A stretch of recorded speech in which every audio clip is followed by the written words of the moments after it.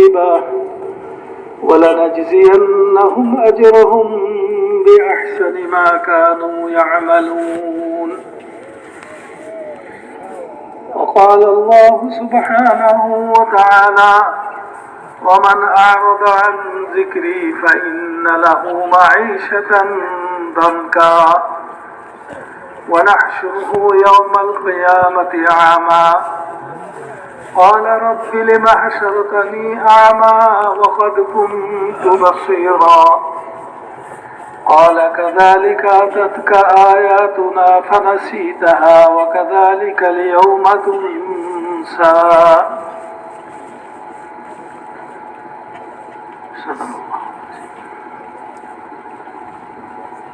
قابل احترام بزرگوں، دوستوں اور بھائیوں،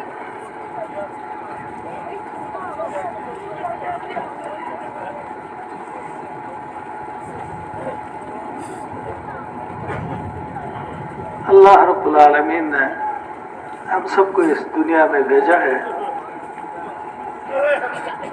بہت ہی تھوڑا وقت کے لیے.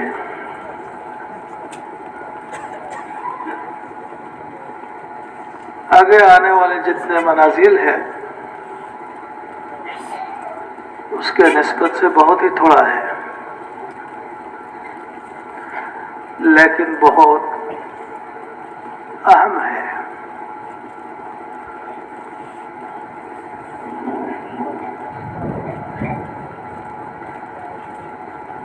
کیونکہ آگے جتنے گھاٹی آ رہی ہیں، قبر، میدان محشر، پل صراط، یہاں کے کامیابی اور ناکامی،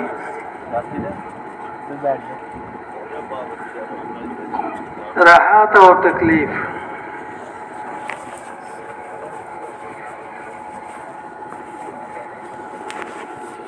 سب کی بنا اس دنیا کی زندگی پر ہے. اگر اس تھوڑی سی زندگی کو ہم نے کنٹرول میں لے لیا،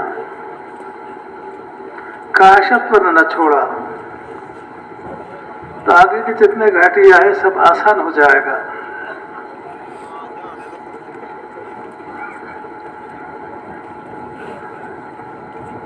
موت کی گھاٹیاں،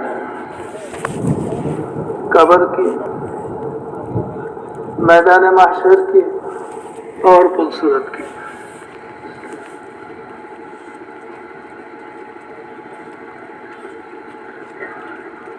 موت کی حالت بہت سخت ہے جس کا بیان ممکن نہیں ہے.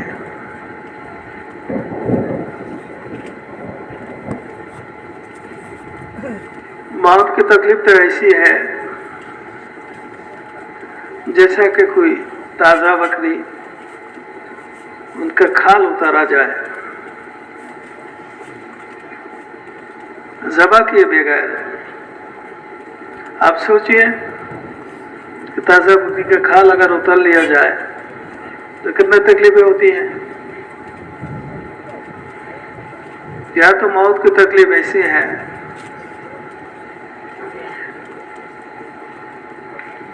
کسی کی زبان سے، کسی کے منہ سے ایک درخت، کانٹا دار درخت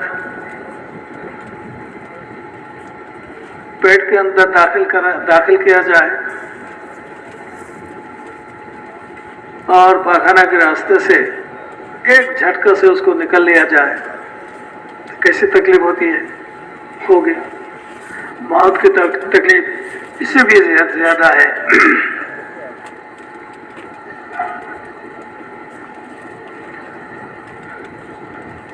یہ تکلیف دہ موت اور آرام دہ موت کا فیصلہ اس دنیا کے عمل سے ہوگا. اگر عمل صحیح ہے تو موت اس طرح ہو جائے گا پتہ ہی نہیں چلے گا، جیسا کہ آٹے گوندتے وقت وہ بال گر گیا، اس میں नरम आटा से बाल जिस तरह बाहर किया जाता है, बाहर कर लिया जाता है,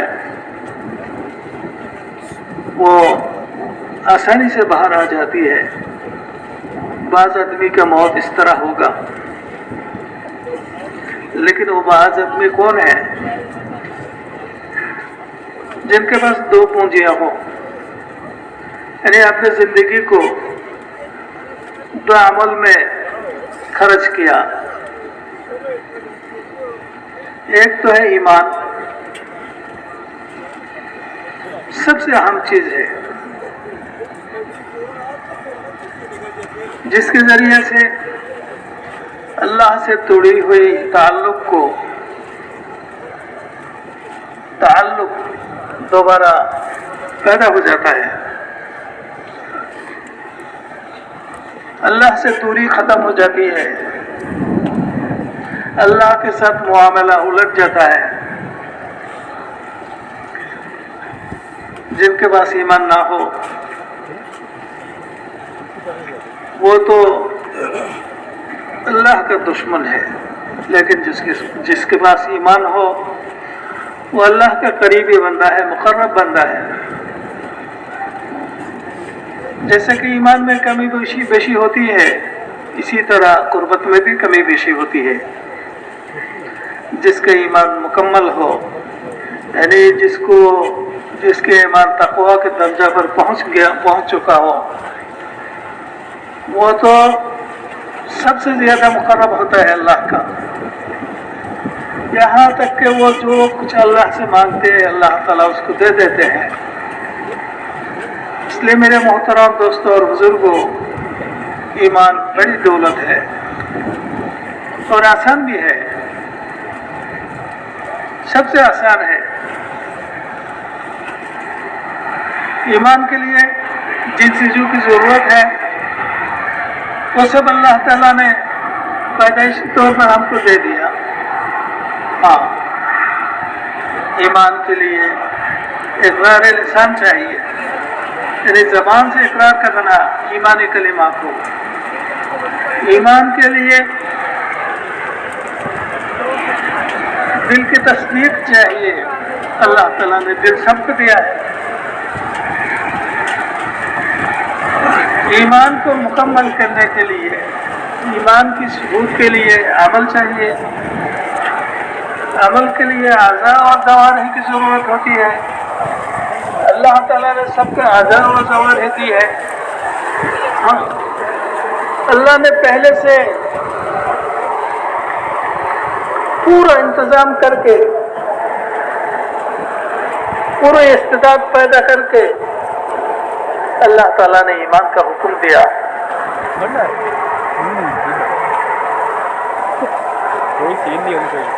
महरूम है वो शख्स जिसकी ध्यान इस तरफ नहीं आई, ईमान तरफ ध्यान नहीं दिया।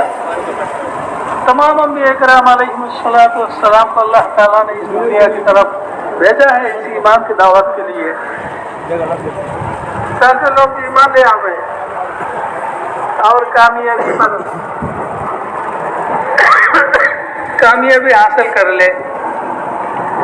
इसलिए तमाम अंबिया की दावत ये थी, या अय्युहन्नास कुलू ला इलाहा इल्लल्लाह तुफ्लिहू।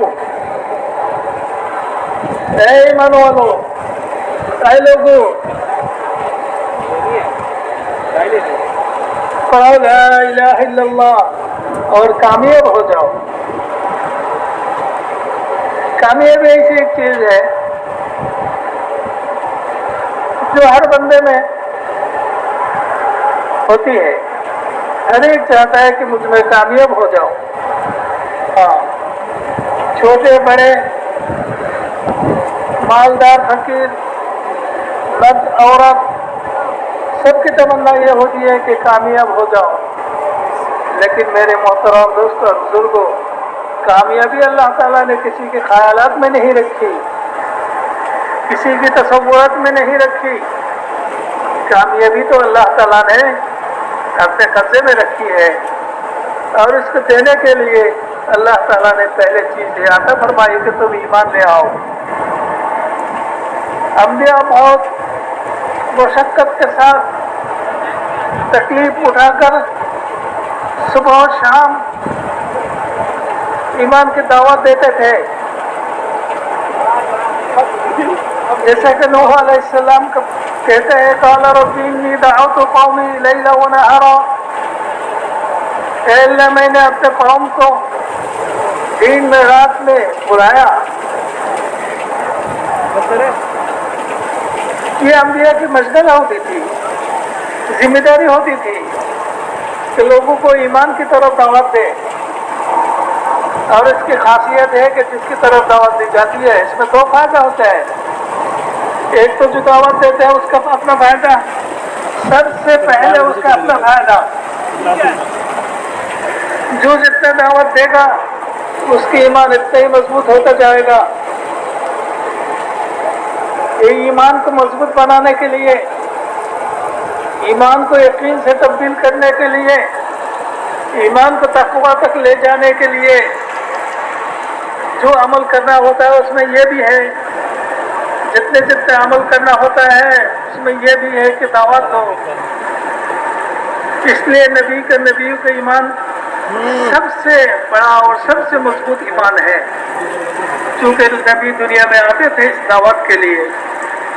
میرے محترم دوستوں اور بزرگوں، ہمارے نبی بھی اس ایمان کی دعوت کے لیے اس دنیا میں بھیجے گئے تھے، اور ان پر فیصلہ تھا کہ یہ آخری نبی ہے، اس کے بعد کوئی نبی آنے والا نہیں. لیکن انسانیت کا تعلق، انسانیت کا سلسلہ، انسان کا سلسلہ، بنی آدم کا سلسلہ ختم نہیں ہو جائے گا، یہ تو قیامت تک رہے گا. ان کے لیے کیا طریقہ اختیار کیا اللہ تعالیٰ نے ہمارے نبی جناب محمد رسول اللہ صلی اللہ علیہ وسلم کو دو طرح کی محنت دی. ایک تو دوسرے انبیاء کی طرح کہ ایمان کی دعوت دیں، اور دوسری محنت یہ فرمائی کہ جتنے لوگ ایمان لاتے تھے ان کو اس دعوت والی محنت پر کھڑا کرتے تھے کہ تم بھی دعوت دو. یہ ہمارے لیے شرف ہے. اس وجہ سے اللہ تعالیٰ نے اس امت کو خیر امم کہا، کنتم خیر امت. اس امت کو اللہ تعالیٰ نے خیر امم کہا کیونکہ یہ امت ایمان لانے کے بعد عمل کرنے کے ساتھ ساتھ وہ کام بھی کرتا رہے گا. وہ کام بھی اس کے ذمے میں آئے گی کہ وہ جو ہے دعوت دے نبی کی طرح. میرے محترم دوست اور بزرگوں، اس وجہ سے جیسا کہ جس طرح ہم پر ایمان کے بعد اعمال کی ضرورت ہے، اسی طرح ایمان کے بعد دعوت بھی ضرورت ہے، دعوت کی بھی ضرورت ہے. دعوت سے دوسروں کے لیے اسلام کا راستہ کھلتا ہے، ہدایت کا راستہ کھلتا ہے. دعوت اگر نہ ہو تو ہدایت کا راستہ بند ہو جائے گا. جیسا کہ پہلے زمانہ کے نبی جب دنیا سے رخصت ہو جاتے تھے ان کے امت پر ہدایت کا راستہ آہستہ آہستہ بند ہو جاتا تھا کیونکہ دعوت نہیں چلی. اس لیے میرے محترم دوستوں بزرگوں، اللہ تعالیٰ نے اس دعوت علی محنت کو ہمارے ذمے میں کر دیا. جیسا کہ نبی کرتے تھے ویسے ہی ہمارے ذمے میں اس کام ہے.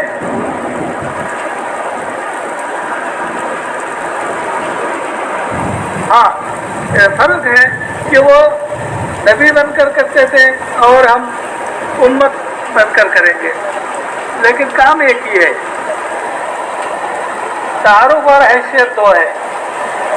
اس لیے میرے محترم دوست اور بزرگوں، ایمان سب سے اہم چیز ہے اللہ کی قربت حاصل کرنے کے لیے. ایمان نہ ہو تو قربت کا ابتدا ہی نہیں ہوتا.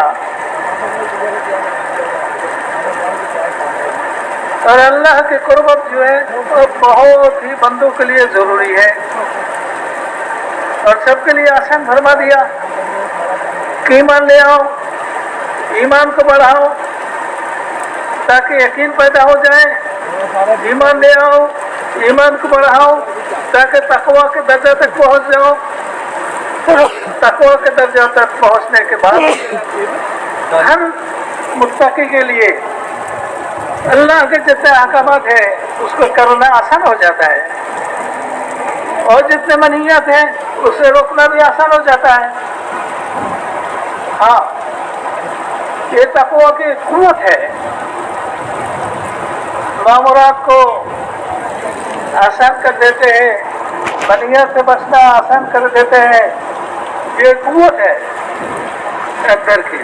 یہ قوت پیدا ہوتا ہے دل میں، اور دل کو اللہ تعالیٰ نے سب کو دیا ہے، کسی کو محروم نہیں کیا. بعض آدمی سے بولنے سے محروم ہے، وہ بول نہیں سکتے، لیکن دل اللہ نے سب کو دیا ہے، سمجھ اللہ تعالیٰ نے سب کو دیا ہے. اس لیے میرے محترم دوست اور بزرگوں، اس کی بڑی فضیلت بھی ہے. جیسا کہ ایمان اہم ہے، ایمان کی ایمان جس کلمہ سے کلمہ کے ذریعے سے لوگ ایماندار میں شامل ہوتا ہے، ایماندار بنتا ہے، اس کلمہ کی بہت فضیلت بھی ہے. ہاں،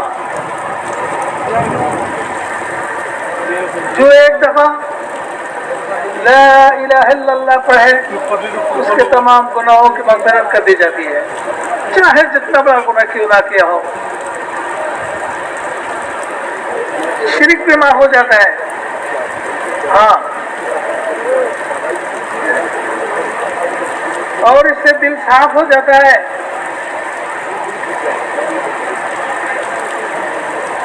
اور جتنا اس کلمہ کو پڑھتا جائے گا دل میں اتنا ہی نور اترتا جائے گا، دل منور ہوگا. اور وہ نور جو ہے دنیا میں اس کا جھلک بہت تھوڑا محسوس، کبھی کبھی محسوس بھی ہوتا ہے. اللہ والوں کے چہرے پر ایک نور نظر آتا ہے، یہ اس کے ایمان کی نور ہے. لیکن سب کو قیامت کے میدان میں نظر آئے گا، یعنی اس کلمہ کا پڑھنے والا. ہاں، جو 100 دفعہ اس کلمہ کو پڑھے گا قیامت کے میدان میں اس کا چہرہ 14ویں رات کے چاند کی طرح ہوگا، چمکتا ہوا. میرے محترم دوستوں اور بزرگوں، یہ اس لیے ہے کہ اللہ کی توحید اقرار ہے اور اللہ تعالیٰ نور ہے. اس نور کو ہم دنیا میں جتنا پیار کریں گے اتنا ہی نور اندر پیدا ہوگا. اس لیے میرے محترم دوستوں اور بزرگوں، ایمان کو بنانے کے لیے جیسے کہ دعوت کی ضرورت ہے، اسی طرح لا الہ الا اللہ کے ذکر کثرت سے اس کی بھی ضرورت ہے. نبی صلی اللہ علیہ وسلم کا ارشاد ہے کہ ہر چیز کی صفائی کا مستقل انتظام ہے، اور دل کے صفائی کا انتظام لا الہ الا اللہ سے ہے. ہاں، یعنی دل بھی میلا ہو جاتا ہے، اس کے صفائی کے لیے کثرت سے لا الہ الا اللہ کرنی چاہیے. اور یہ آسان ہے، کلمہ کے اعتبار سے بھی آسان ہے اور شرائط کے اعتبار سے بھی آسان ہے. ایسے کوئی ضروری نہیں کہ مسجد میں بیٹھے ہی پڑھنا ہوگا، مسجد کے باہر نہیں پڑھی جائے گی. نہیں، مسجد میں بیٹھے بیٹھے بھی آپ پڑھ سکتے ہیں، باہر بھی آپ پڑھ سکتے ہیں، چلتے پھرتے بھی آپ پڑھ سکتے ہیں، وضو ہو پھر بھی پڑھ سکتے ہیں، وضو نہ ہو پھر بھی پڑھ سکتے ہیں. چونکہ ضروری عمل ہے اس لیے اللہ تعالیٰ نے اس کو شرائط سے پاک رکھا ہے. کوئی شرائط نہیں، پڑھتا جاؤ. پڑھتے پڑھتے اگر کوئی اس کے عادی بن جائے، ہر وقت پڑھتے ہیں،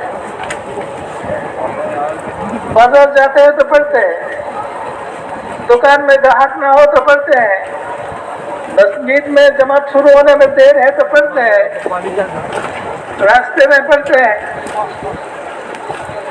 جب بازار سے گھر آتے ہیں تو پڑھتے ہیں، بستر پر لیٹے لیٹے پڑھتے ہیں. تو میرے محترم دوستوں اور بزرگوں، وہ قیامت کے میدان میں ہنستا ہوا جنت میں چلا جائے گا، اور اس کے موت کی گھاٹی میں بھی آسانی پیدا کر دی جائے گی، آسانی سے اس کا موت ہو جائے گا، پتہ ہی نہیں چلے گا اس کا انتقال ہو گیا. بعض آدمی کی موت اس طرح ہو جاتی ہے बात करते करते उसका इंतकाल हो जाता है।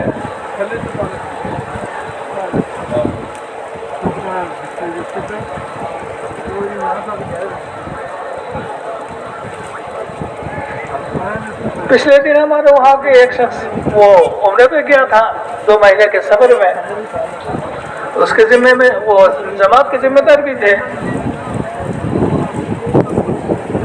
फजर के बाद मुज़ाकरा उसके जिम्मे में था, मुज़ाकरा किया। खिदमत भी 2 दिन उनके जिम्मे में था। वो और दूसरा एक साथी उसको लेकर होटल में गया, नाश्ता लाया और साथियों से कहा आप लोग नाश्ता कर ले, मैं थोड़ी देर बाद में करूंगा। साथियों ने कहा ठीक है, आप अगर ना करो तो हम इकट्ठा ही करेंगे। तो ठीक है, कोई बात नहीं। वो इशाक पढ़ के वो इशाक तो पहले पढ़ चुका था, होटल में जाने से पहले वो सो गया।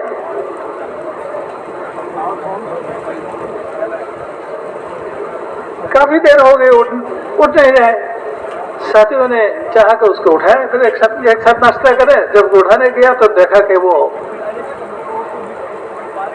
उसका इंतकाल हो गया। हाँ, बाद आदमी अमल करते करते आसानी से उसका इंतकाल हो जाता है। हाँ, वो तकलीफ नहीं होती, आसानी से उसका इंतकाल हो जाता है।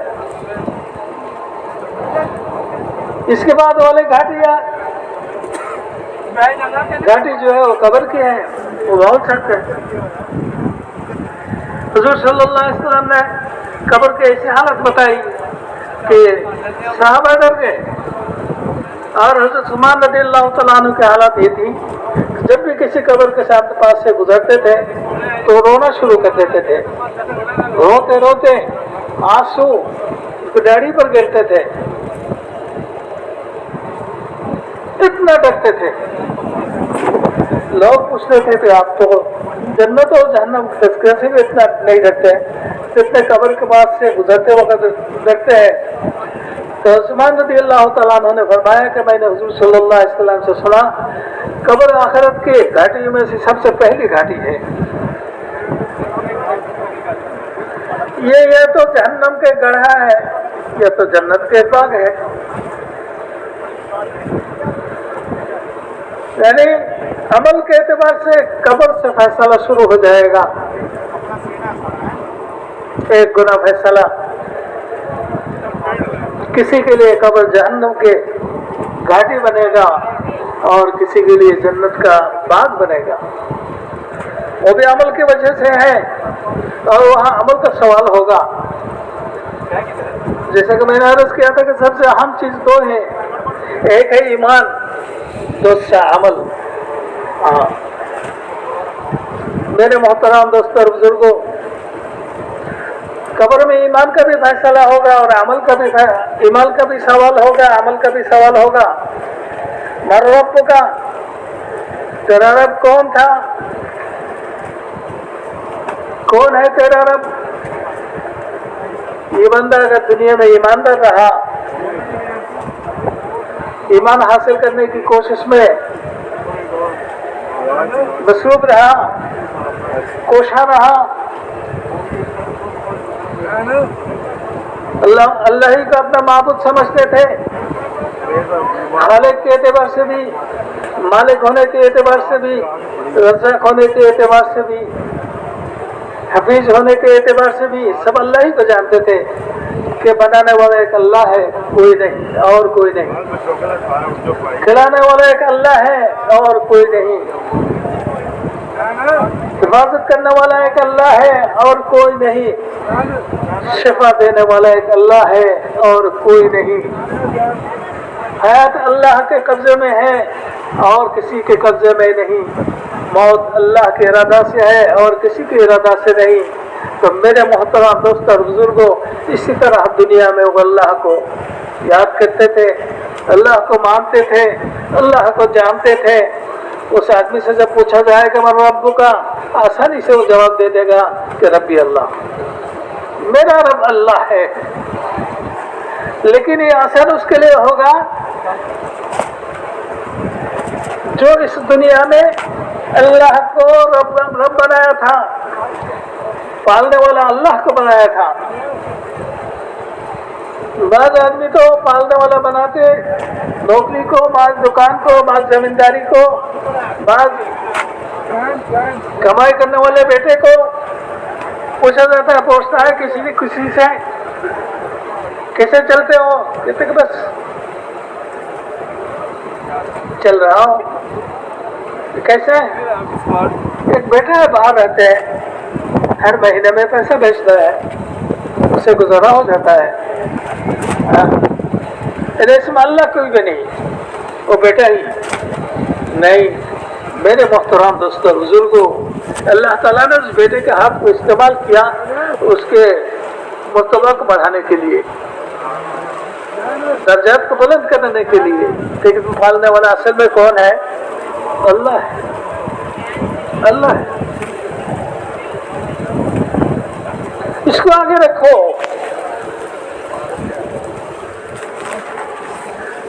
اگر پالنے والا اللہ ہے، اس کو آگے رکھتا ہے کہ بندہ، کھلانے والا اللہ ہے، حفاظت کرنے والا اللہ ہے، اس کو آگے رکھتا ہے تو آسانی سے جواب دے دے گا کہ میرا رب اللہ ہے، ربی اللہ۔ پھر دین کے بارے میں پوچھا جائے گا، زندگی گزارنے کا طریقہ، دین کیا ہے؟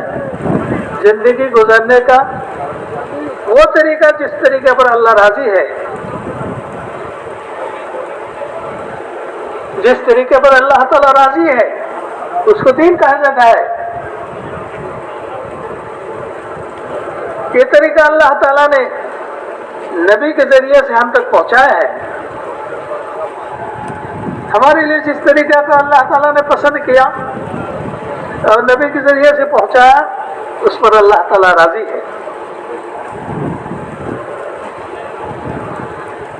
خود اللہ تعالیٰ ارشاد فرماتے ہیں، الیوم اکملت لکم دینکم واتممت علیکم نعمتی ورضیت لکم الاسلام دینا۔ میں نے تمہارے لیے تمہاری زندگی گزرنے کا طریقہ جو ہے اس کو مکمل کر دیا، اور میری نعمت بھی تم پر پورا کر دیا۔ سب اور دین کے اعتبار سے میں اسلام پر راضی ہوں۔ تو میرے محترم دوستوں اور بزرگوں، اس دین کے بارے میں پوچھا جائے گا۔ جس نے اپنے زندگی کو دین کے مطابق چلائے گا، یعنی اللہ کے حکموں کو اس کے عظمت کے ساتھ نبی کے طریقے کے مطابق جو ادا کرے گا، نبی کے طریقے کے مطابق ادا کرنا یہی علم ہے۔ علم بتلاتی ہے کہ نبی کا طریقہ کون ہے، چونکہ نبی تو اس وقت نہیں ہے دنیا میں، لیکن کتابوں میں نبی کے ہر عمل میں طریقہ محفوظ ہے۔ جو صلی اللہ علیہ وسلم عمل کیسے کرتے تھے وہ طریقے محفوظ ہیں، صحابہ نے اس کو محفوظ رکھا۔ حضرت عمر بن عبدالعزیز رحمۃ اللہ علیہ نے اس کو جمع کیا۔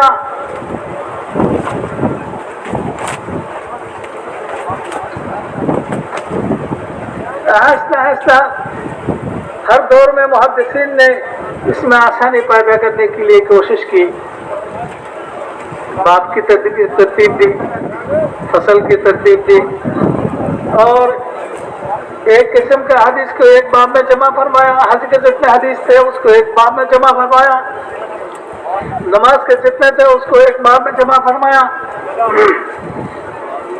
ایک فصل میں جمع فرمایا۔ پہلے ایسا نہیں تھا کہ حضور صلی اللہ علیہ وسلم چند مہینہ تک نماز کے سلسلے میں جتنے مسائل تھے اس کو بیان کرتے رہے، پھر چند مہینے روزے کے مسائل بیان کرتے رہے، ایسی نہیں تھی۔ جب جس کی حاجت ہوتی تھی، ضرورت پڑتی تھی، لوگ پوچھتے تھے، جو صلی اللہ علیہ وسلم اتنا ہی بتاتے تھے۔ ہاں، یہ طریقہ کتابوں میں محفوظ ہے، جیسے کہ حکم بھی محفوظ ہے۔ اللہ کا کیا حکم ہے؟ اس لیے میرے محترم دوستوں اور بزرگوں، ہمیں علم کی بڑی ضرورت ہے. اس کے بغیر، علم کے بغیر ہم چل نہیں سکتے. اندھا جیسے جاہل ہے، اور جاہل جو ہوتا ہے وہ حق تک نہیں پہنچ سکتا، حق کو پہچان نہیں سکتا جاہل آدمی. اس لیے میرے محترم دوست اور بزرگوں، قبر کے پیٹ میں دوسرا سوال ہوگا کہ تمہارا دین کیا ہے، یعنی زندگی گزارنے کا طریقہ کیا تھا. وہاں دماغی یاد سے کوئی آدمی جواب نہیں دے سکے گا. وہ تو عمل سے، اگر زندگی میں عمل رہا تو وہ جواب دے سکتا ہے. دماغ وہاں بیکار ہو جائے گا. ہاں، عمل ہی بات کرے گا وہاں.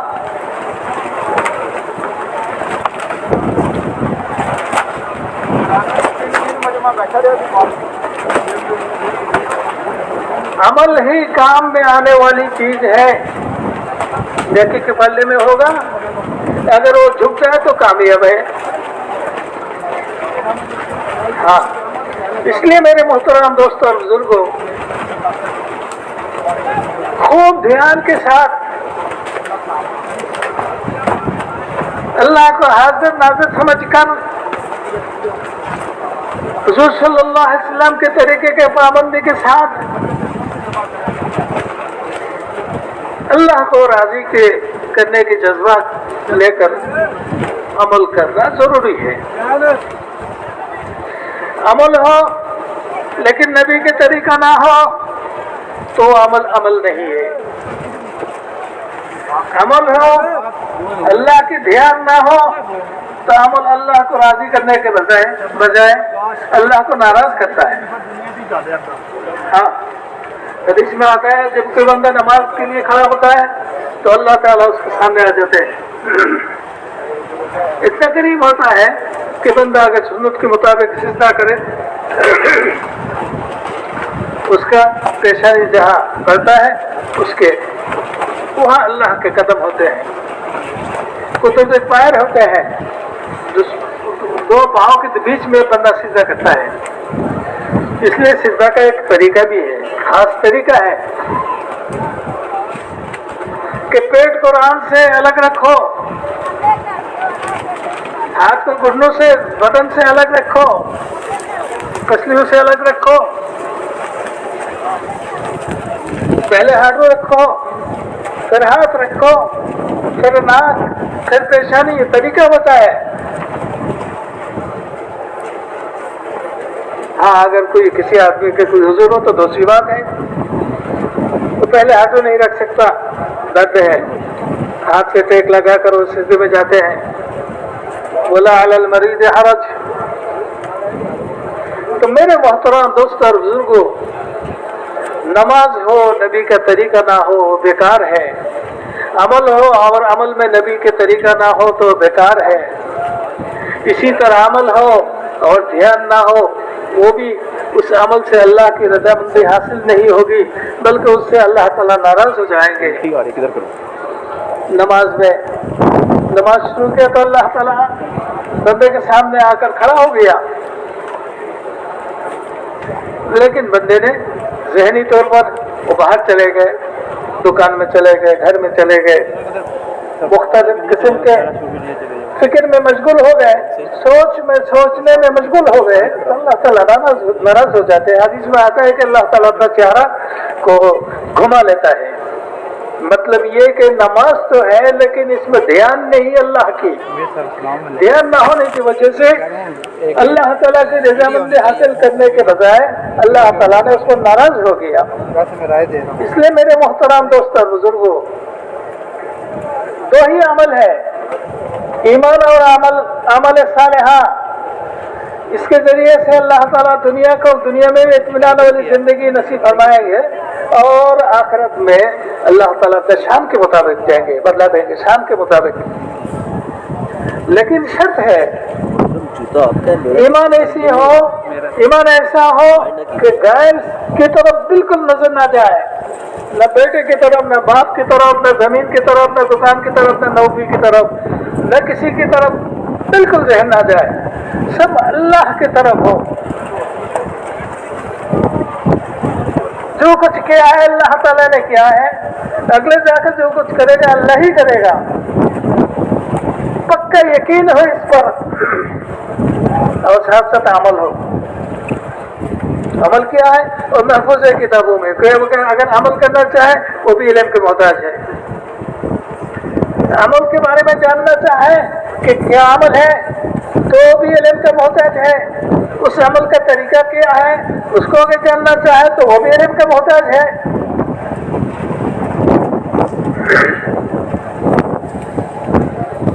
ایمان کے بعد علم سب سے بڑی چیز ہے.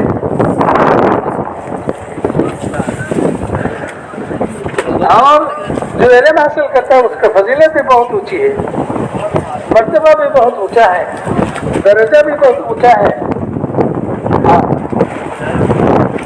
وہ نبی کے وارث بن جاتے ہیں, نبی کے وارث بن جاتے ہیں. اس لیے میرے محترم دوستوں بزرگوں, دو چیز بہت اہم ہے.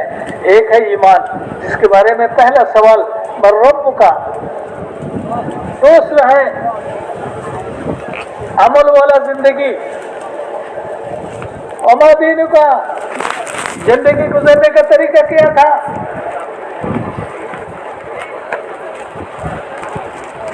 زندگی گزارنے کا طریقہ کتابوں میں لکھا ہوا ہے. کتابیں اسی لیے ہے, قرآن اسی لیے ہے. زندگی گزارنے کا طریقہ کیا, اس کو بیان کرنے کے لیے ہے.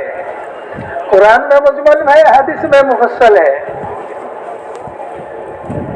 حدیث میں کیا ہے, مفصل ہے, اور فقہا نے اس کا اور بھی کھولا ہے, بالکل صاف کرتے بے غبار کر دیا. تو میرے محترم دوستوں اور بزرگوں, یہ مجمع جو ہے یہ اس دونوں چیزوں کو سیکھنے کے لیے, ان دونوں چیزوں کو پھیلانے کے لیے, ان دونوں چیزوں کو اپنے اندر لانے کے لیے کہ ہمارے سب کے اندر ایمان داخل ہو جائے, جس کی وجہ سے دل میں نور پیدا ہو جائے, اور آہستہ آہستہ اس نور کو بڑھانا ہے تاکہ قیامت کے میدان میں یہ 14ویں رات کے چاند کی طرح وہ چمکتا رہے. ایمان بڑھتا بھی ہے, ایمان گھٹتا بھی ہے. میرے محترم دوستوں اور بزرگوں, کہا جاتا ہے کہ ہم ملت ابراہیمی پر ہیں, اور ملت ابراہیمی جو ہے نا وہ قربانی ہی قربانی ہے, اس میں سہولت والی زندگی نہیں. یہ بھی ایک قسم کا قربانی ہے.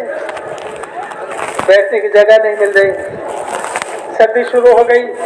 میرے محترم دوستوں اور بزرگوں, ہو سکتا ہے کہ اللہ تعالیٰ نے اس تھوڑی سی تکلیف کی وجہ سے, تھوڑی سی تکلیف برداشت کر لینے کے بدلے میں اللہ تعالیٰ نے ہمارے لیے ایمان کا راستہ, ہمارے اندر ایمان داخل ہونے کے راستے کو آسان کر دے. اس وقت تو اللہ کی طرف بہت ہی محتاج رہنا چاہیے, متوجہ رہنا چاہیے. یہ نعمت دینے کا ایک طریقہ ہے, مشقت میں ڈال کر نعمت دیا جاتا ہے. یہ نعمت دینے کا ایک طریقہ ہے, اور ہم تو اور کوئی نعمت کے لیے نہیں آئے. نعمت تو بہت ہے, نعمت بہت ہے. ہم تو صرف اس لیے آئے کہ ہمارا ایمان مضبوط ہو جائے اور ہمارا عمل ٹھیک ہو جائے. کیا بھائی, ہم تو اسی لیے آئے ہیں نا, اور کوئی کام کے لیے. ہم اسی کے لیے آئے ہیں, ایمان مضبوط ہو جائے. یہ بڑی نعمت ہے. اعمال ٹھیک ہو جائے, یہ بڑی نعمت ہے. کبھی کبھی نعمت دینے کے سلسلے میں اللہ تعالیٰ مشقت میں ڈالتے ہیں. ہاں, صحت ایک نعمت ہے.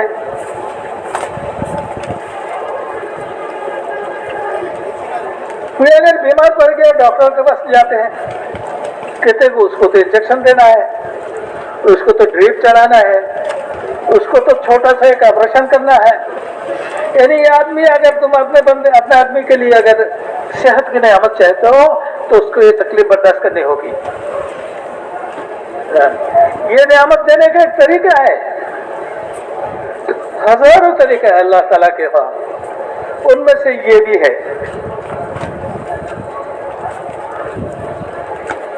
مشقت میں ڈالنا, ہاں ہم اللہ سے استقامت مانگیں کہ اللہ ہمیں استقامت دے دے, اللہ ہمیں جماؤ دے دے, دل میں سکون دے دے, پریشانی دور کر دے, دینی مجلس کے حقوق ادا کرنے کی توفیق دے دے. دعائیں مانگتے رہے اللہ سے.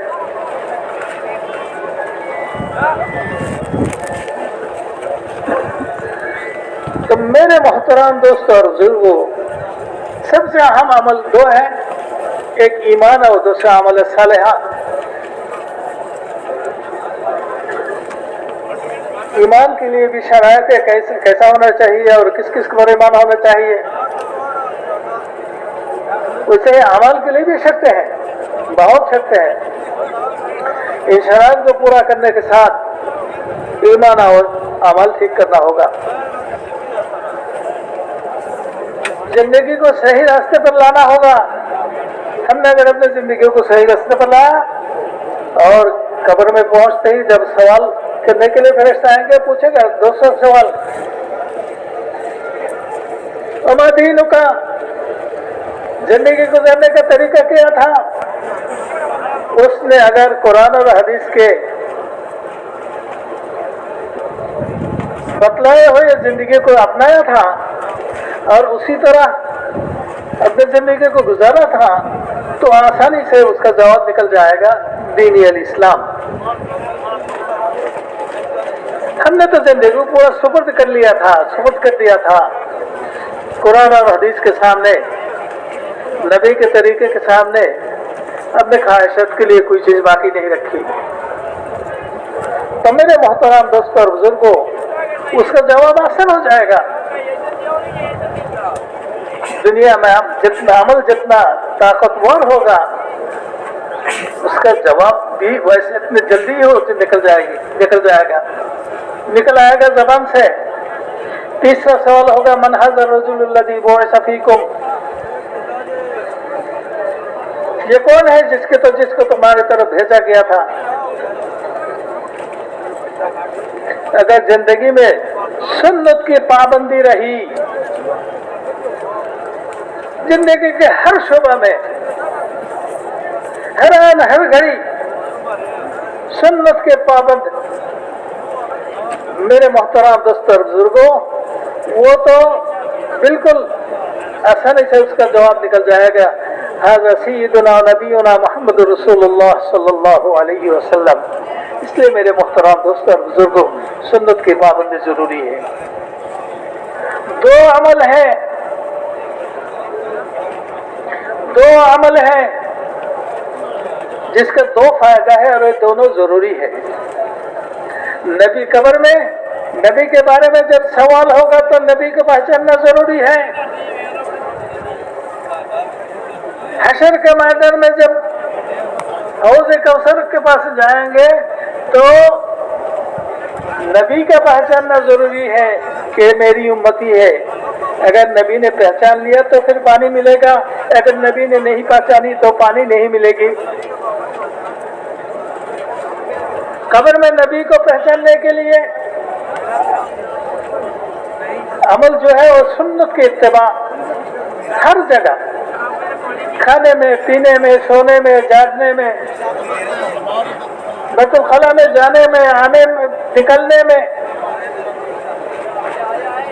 گھر سے نکلنے میں, مسجد میں داخل ہونے میں, ہاں گھر میں داخل ہونے میں, مسجد سے نکلنے میں, گھر میں داخل ہونے میں, جتنے سنتیں ہیں اس کو پورا کرنا.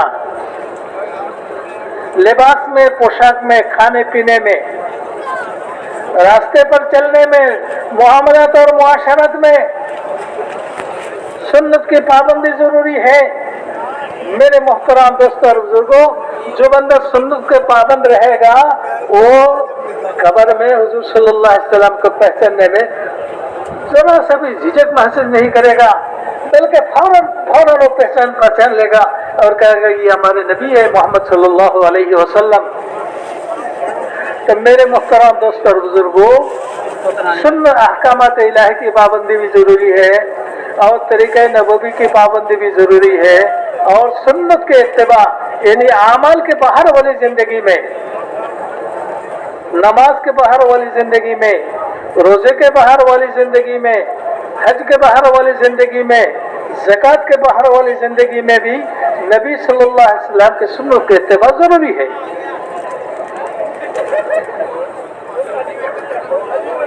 सुन्नत की इत्तिबा ये हिदायत की अलामत है। जिसको अल्लाह ताला हिदायत देते हैं उसको अल्लाह ताला सुन्नत पर चलने की तौफीक देते हैं।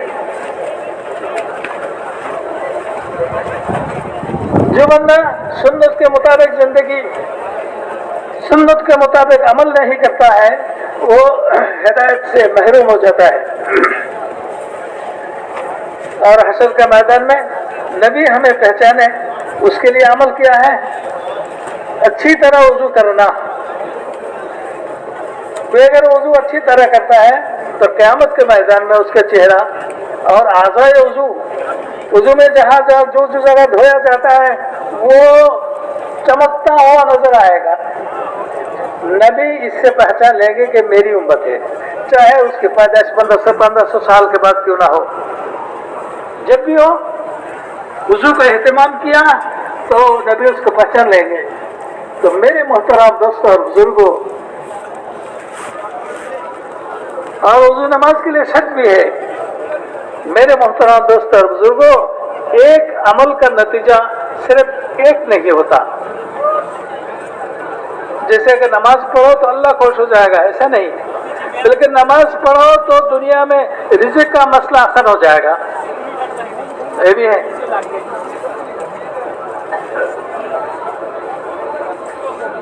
कब्र में राहत की इंतजाम हो जाएगी। मैदान महशर में नामा अमल दायत में दिया जाएगा, पुलसूरत बिजली की तरह पार कर दिया जाएगा और बिला हिसाब जन्नत में दाखिल कर दिया जाएगा। एक एक अमल के हजारों नतीजा है।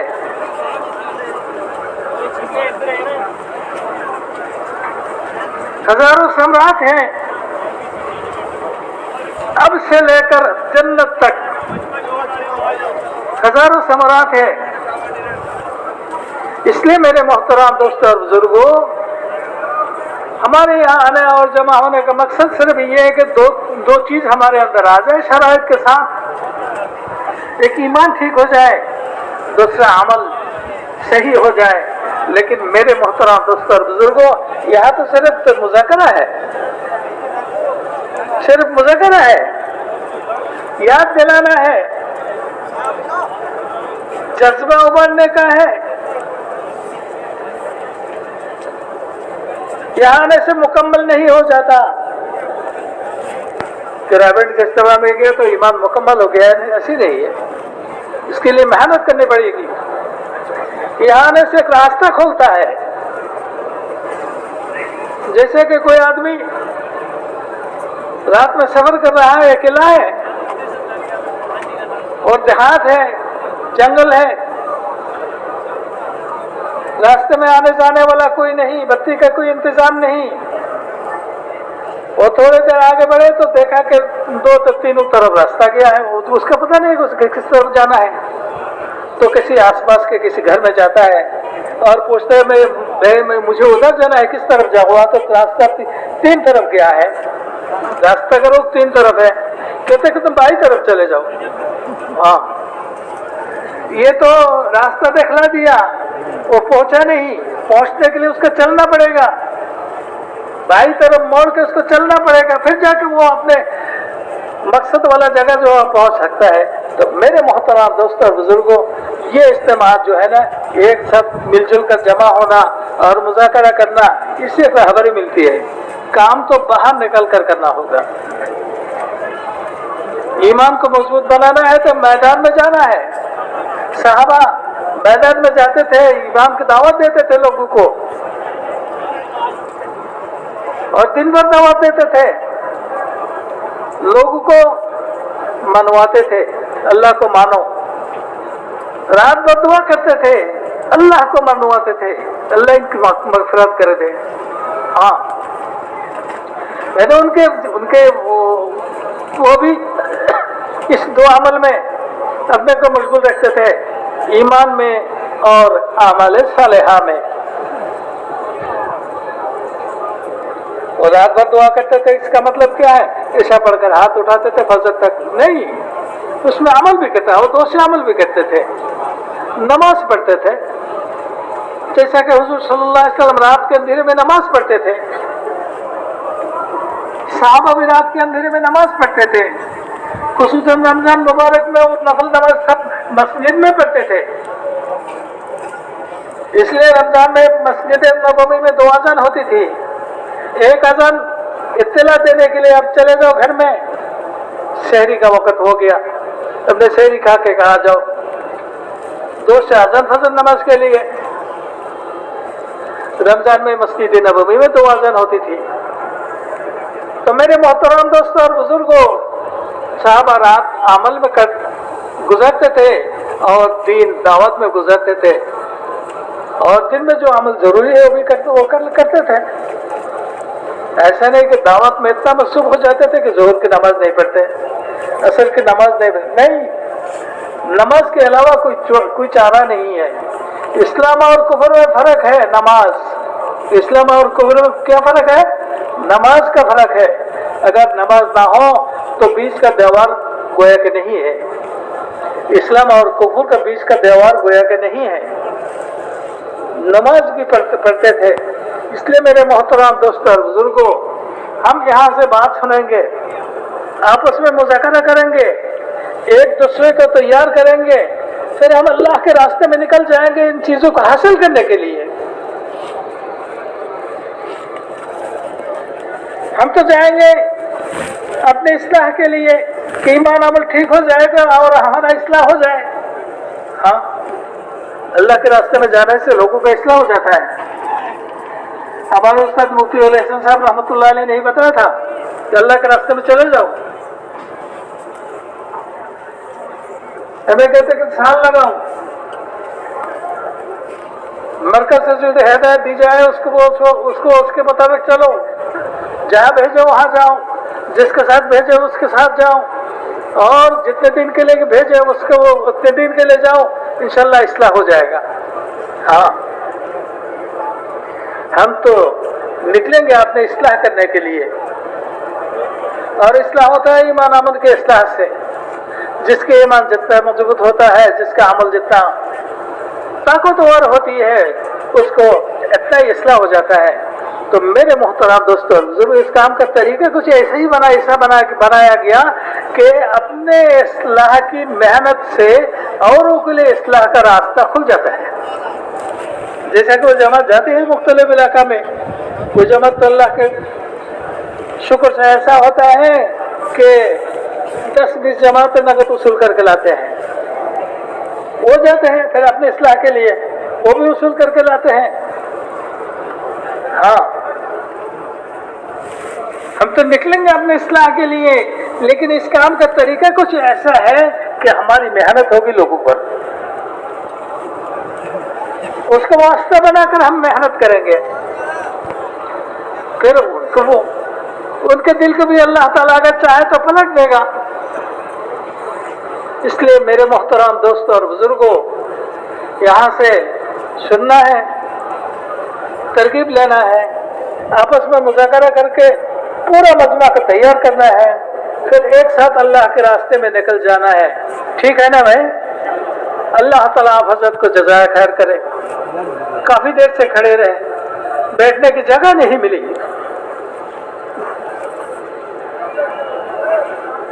ये मकाम है इस्तिग़फ़ार का कि अल्लाह हमें माफ कर दे, हम गुनहगार हैं, हमको माफ कर दे। जबकि परेशानी आती है, और परेशानी अल्लाह ताला डालते हैं इसलिए कि बंदा अल्लाह की तरफ मुतवज्जो हो जाए और अल्लाह ताला बंदा को माफ कर दे। ज़हर अल फसाद फिल बर्रि वल बहरि बिमा कसबत ऐदी अन्नास लियुज़ीक़हुम बअदल्लज़ी अमिलू लअल्लहुम यरजिऊन, ये अल्लाह की तरफ रुजू करने के लिए है कि हम अल्लाह की तरफ रुजू करें। और गुनाहगार के लिए रुजू करने का रास्ता जो है वो अलग है, वो इस्तिग़फ़ार का रास्ता है। वो क्या है? इस्तिग़फ़ार का रास्ता है। अल्लाह वालों के लिए रुजू करने का रास्ता जो है अमल सालेह का रास्ता है। हम गुनाहगार हैं, इसलिए हम अल्लाह से माफ़ी मांगेंगे तो इंशाअल्लाह, और अब पूरा मजमा को तैयार करेंगे और साल के लिए 1.5 साल के लिए साथ में